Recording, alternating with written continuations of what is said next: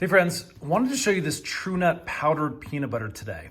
This is a great snack, a great additive, a great baking alternative to regular peanut butter. And the reason I like this is because you actually get 90% less fat by going to powdered version. Now you do have to mix this with a little bit of water in order to get that traditional peanut butter consistency.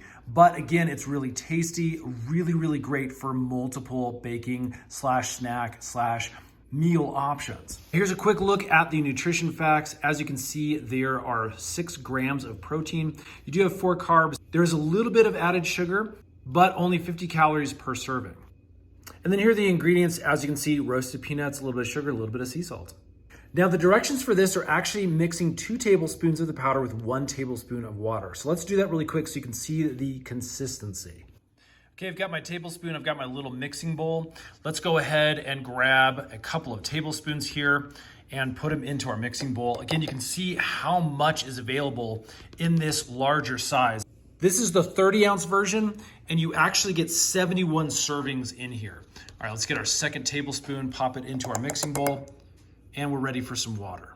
Okay, we've got our 1 tablespoon of water. Let's add that to the mixture, and now we're ready to just mix things up. Okay, as you can see, after mixing for just a few seconds, we really get that nice peanut butter texture that comes to life. Let's give it a taste.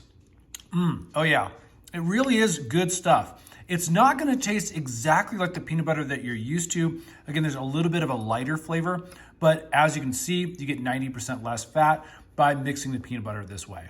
Definitely a thumbs up from us. I love having this stuff around. Again, it's a great little snack, great little additive to your baking, to your smoothies, maybe a PB&J sandwich.